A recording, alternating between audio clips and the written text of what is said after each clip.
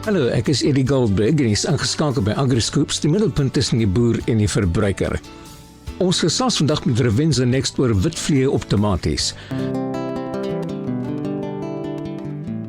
Ons gesels met Elsje Skreder. Sy is deel van die tegniese en bemarkingsspan by Revenza Next Sub-Sahara Afrika. Revenza Next is 'n multinasjonale maatskappy wat biologiese oplossings bied vir boere wat meer volhoubaar wil boer. Anders as meeste ander maatskappye is biologiese oplossings die fokus van Revenza Next. Elsje, ons gesels vandag oor witvliee op tomaties. Wat is dit presies?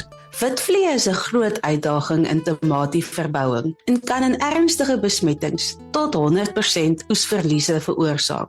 Die twee mees algemene witvliegspesies wat in kweekhuise in Suid-Afrika voorkom, is die tabakwitvlieg, Bemisia tabaci, en die kweekhuiswitvlieg, Trialyroides papurariorum. Hoe beskadig witvliee tomatieplante? Witvliee kan gewasse op 3 verskillende maniere beskadig. Eerstens deur direkte voeding en die suig van plantsap, dan deur as draers van virussiektes op te tree en ook deur groot hoeveelhede heuningdou te produseer.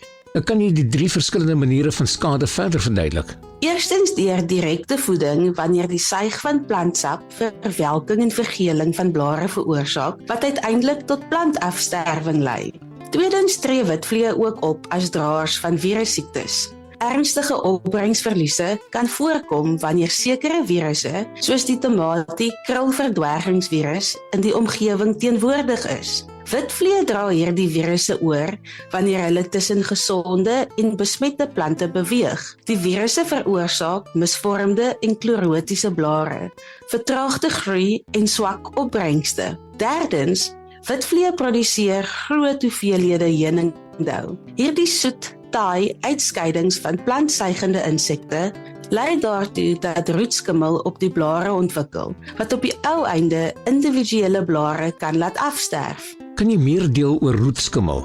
Roetskimmelkolonies kan bestaan uit gemengde bevolkings van 8 of meer verskillende swamspesies. Dit veroorsaak nie siekte nie, maar kan die markwaarde van produkte verlaag, omdat die bruin-swart, poeieragtige laag nie maklik afvee nie. Hierdie swart swamlaag verhoed ook fotosintese en ontwrig die fisiologiese prosesse van die aangetaste plant. Skakel volgende week in om te hoor van Revenza Next se oplossing teen witvliee op tomaties. Tot volgende keer. Dit was Elsje Skreder. Sy is deel van die tegniese en bemarkingsspan by Revenza Next Sub-Sahara Afrika. Dankie dat jy vandag by ons ingeskakel het.